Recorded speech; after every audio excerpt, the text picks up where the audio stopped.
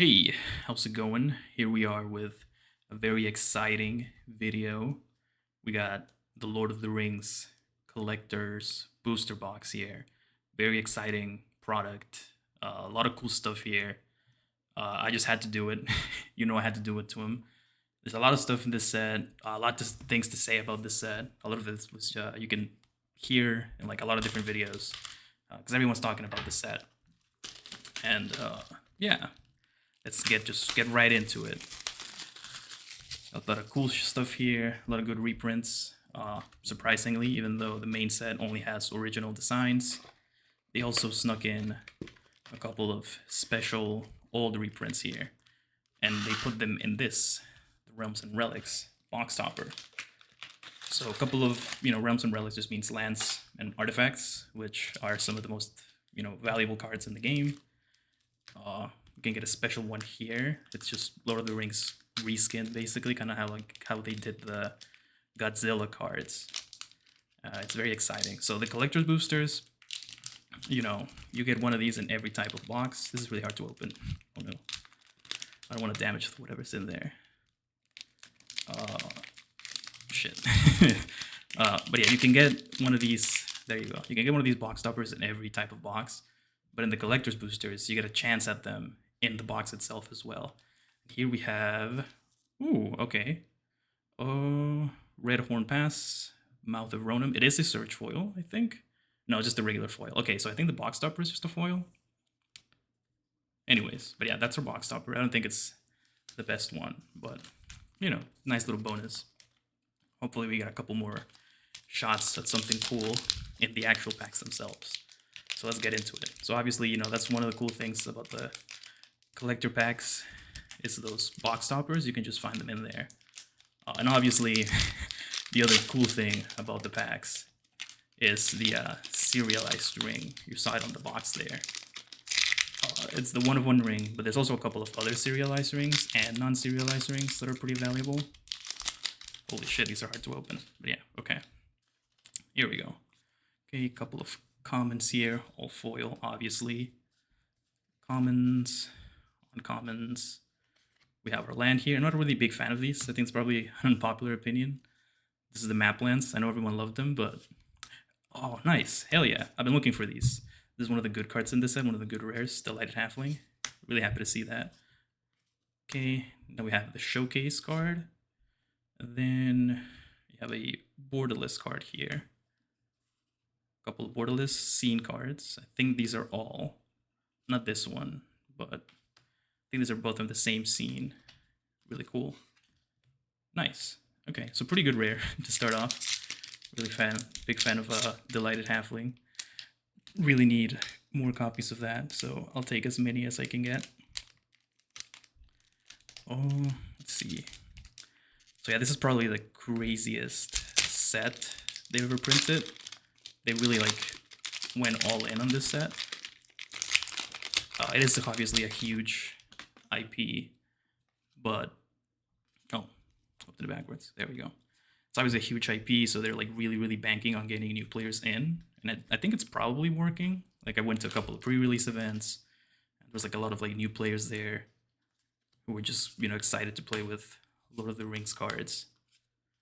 So that was really cool. So that's one cool thing. That's one cool aspect of it.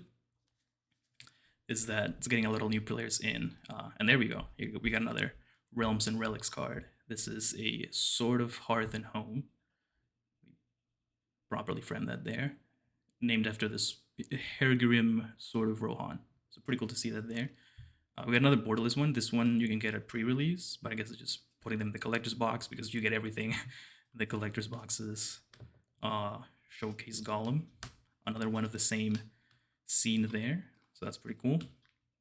So yeah, collector's boosters, I think it's just, you get so many cool, good chances at something good that it's just the way better. Well, I mean, let me back up there a little bit. If you have money to spend on the set and you want to open cool stuff, this is how you do it. It's just that it's very prohibitively expensive. This is the most I've ever spent on a single product. And even then I got a decent price for it. I didn't pay the prices that they're going at right now. I paid a little bit less.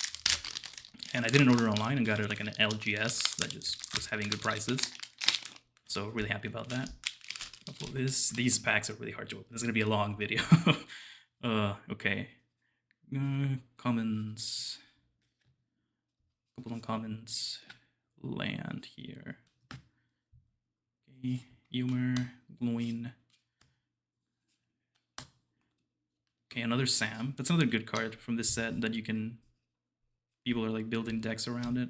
I actually lost to it at FNM yesterday. It seems like a good deck. It's in the food deck. You just are able to get a kill combo in it. That's pretty cool.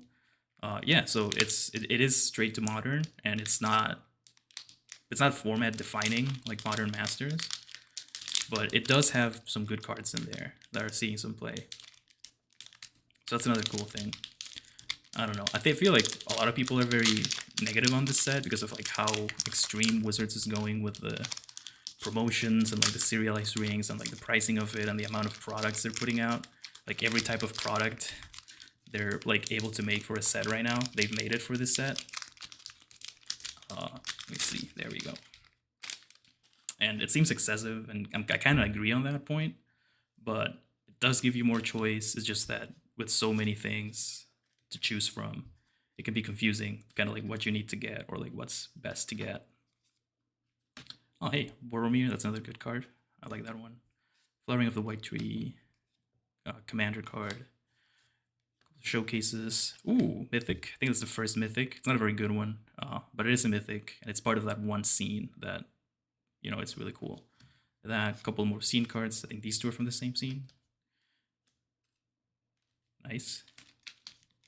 What was I saying? Oh yeah, they're going all in. Oh yeah, there's so many products. Sorry about that. There's so many products. It's like hard to kind of see what's good, what's good to get into. Especially even if you're like a established player, you know, it can be overwhelming. But you know, you have options to kind of get into it. If you just want to draft and draft the set, you know, it's a really fun set to draft. So that's the other positive thing about it. Well, I mean, I don't know what to draft. Draft seems really fun. You know, Sealed was pretty fun. I have fun at pre-release, and I've seen people do cool things in draft. Cool. Okay, so this is like the rare instance where like the product packaging has an actual art from a card in the set. So that's pretty cool. This is one.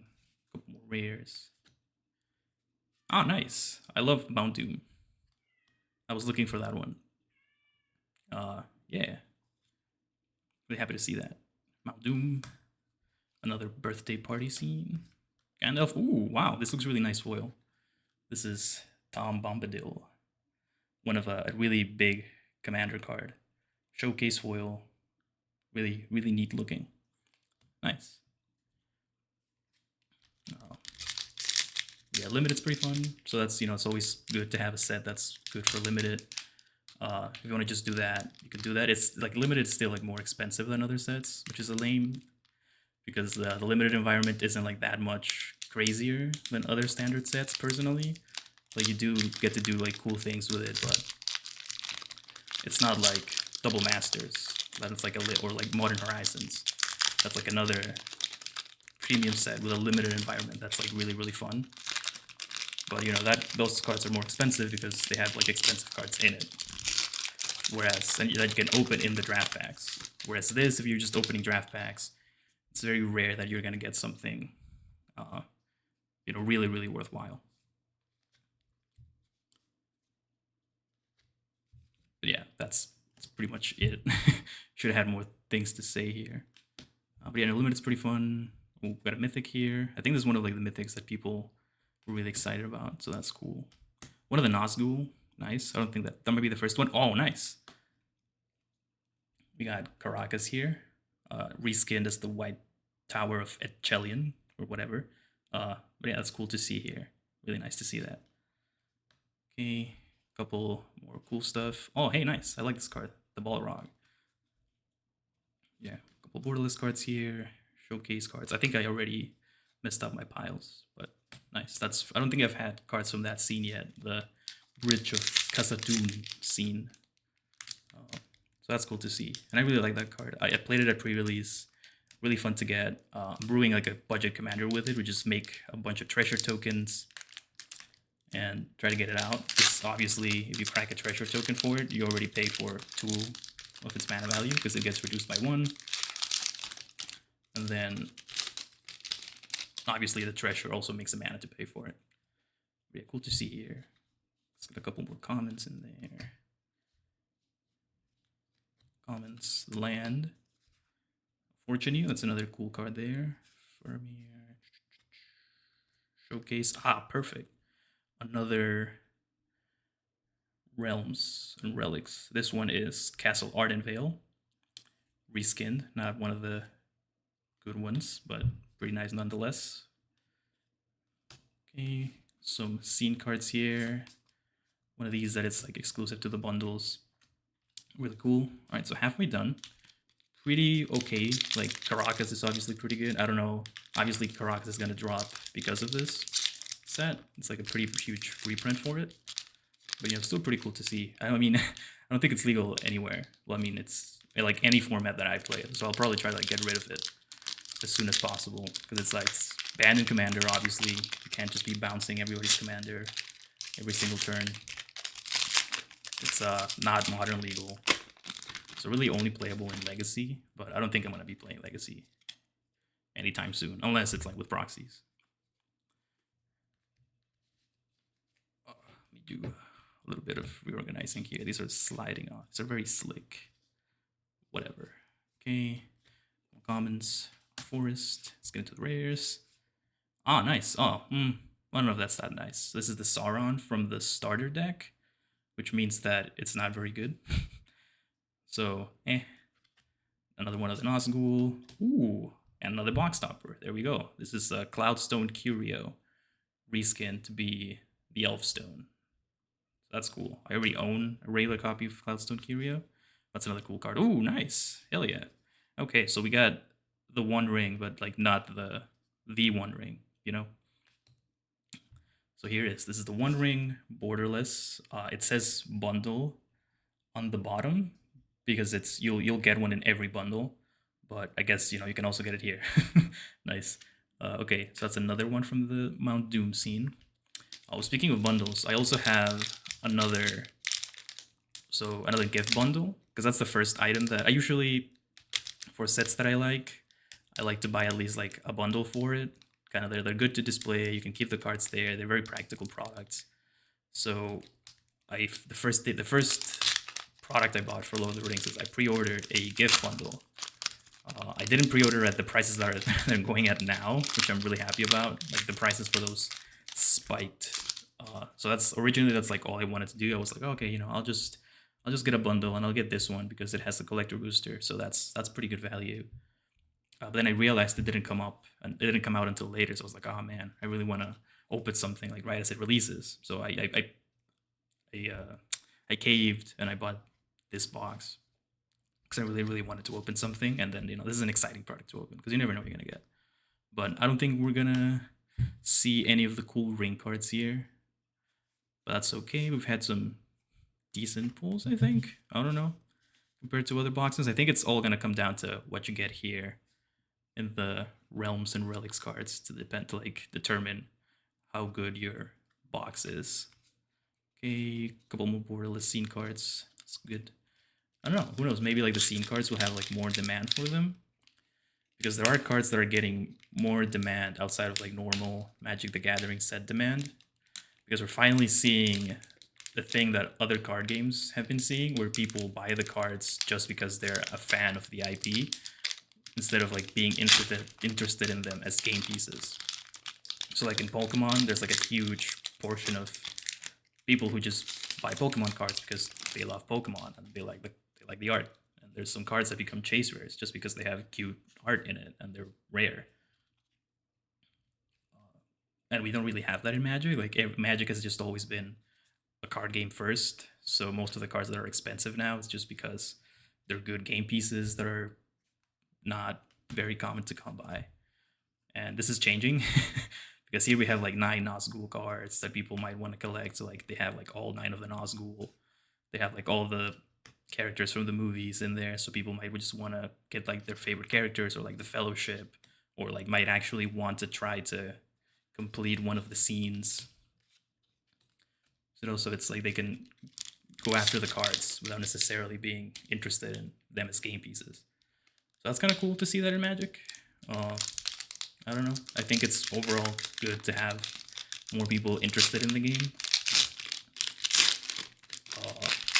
I mean, obviously, there's people that like everything Wizards does, they hate it because Magic isn't what it used to be before. But I mean, I think that's fine. Games obviously changed over the years and kind of needs to change to survive. that's just what it. That's just true for any business or like anyone making entertainment media. So Gandalf the Grey, file. Oh wow, nice. Oh shit, kind of skipped through that. But yeah, a couple of rares here. Then we have another Realms and Relics. This is a Wasteland, reskinned as the Valley of Gorgoroth. So cool Wasteland there. Happy to see that. Some borderless cards and a showcase card. All right, so overall, pretty cool. And I think in my previous video I said that this is mostly going to be a good value proposition because of the box toppers that you can get in the collector boosters. Like the serialized stuff and the Rings of Power, they're a good bonus, but they're like so rare that you can't really factor it into the estimated value of the average box. But these you can, because as you can see, I'm getting a bunch of them. And I haven't gotten many bad ones. Like I think my box, like the actual box topper for my box was pretty bad. And Castle Ardenvale isn't very good, but for the other ones, they've been okay. So that's pretty good. Okay, last pack here. I don't really like to get into like the financial stuff for a lot of these sets, but I think for this one, you kind of have to talk about it a little bit. My piles are a mess, but that's okay. Nice little mythic. Hugh the Hemwood. A couple of showcase cards. Borderless. And, oh, hey. We got the Lord of the Rings to close it out. Sauron. So this is the face commander for one of the commander decks. So it's not going to be that valuable. But I mean, it is like an extended art foil. And, it's Sauron. So who knows? All right, so that's it. Overall, obviously, ton of mythics, tons of rares. The only rare of note is the one that we opened at the beginning that I'm really happy to get. This little one here. And the rest of it, I'm happy to see Mount Doom. I like that land. It's good in like a deck that I'm building. But our box toppers were Wasteland, Cloudstone Curio, Castle Ardenvale, Caracas, nice. I put that in there because it's a land, but it's not one of these. Not that. Sword of Hearth and Home. And the actual box topper was Mouth of Ronan, which is, not the best. But yeah, that's it. Wasn't really expecting much out of this. Kind of got decent box toppers there. So that's pretty good. So that was it. That was the Lord of the Rings. Once the bundle comes out, I'll probably take a look at that, but I don't think it'll be that much. We won't bear that much better than this, obviously with a couple of mythics here. But yeah, that was it. Hope you've been enjoying the set. Thanks for watching, and I'll see you later.